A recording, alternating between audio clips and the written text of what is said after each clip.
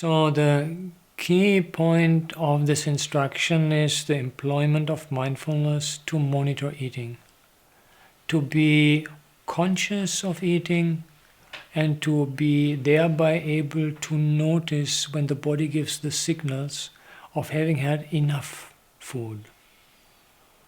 And mindfulness actually also increases the experience of eating. With mindful eating, it becomes possible to taste much more clearly and much more distinctly what we eat compared to mindless eating, when one just shoves down the food and doesn't really taste what it is that one is eating. There's an experiment used in MBSR where people are made to eat a raisin and are asked to eat it very, very slowly and really savor it and look at it before. And some participants of this exercise say that they realized they have been having raisins before, but that was the first time they were really eating a raisin, really experiencing what it is to eat a raisin.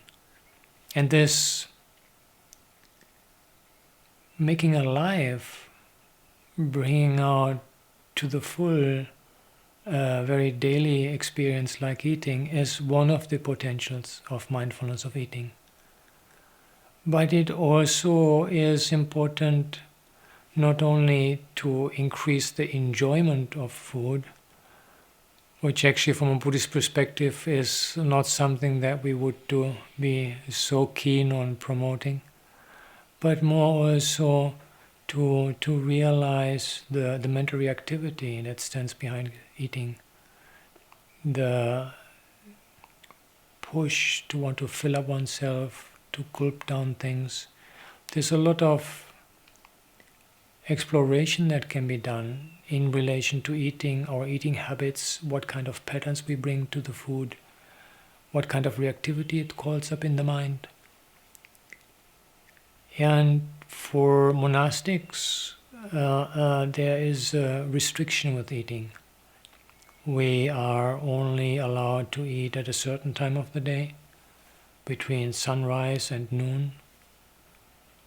And I assume that is part of the attempt to create a container for the meditation practice. But we know from modern research that this is actually very healthy. In fact, in what they call intermittent fasting appears to be the only method, I was told, that has been proven to increase life expectancy. And so we are expected to do intermittent fasting in the sense that from noon until sunrise the next day we don't take any solid food. And the original rule was actually to take just one meal. And the Buddha started off from his own experimenting with it, but when he presented that as a recommendation or rule to his disciples, they were not particularly happy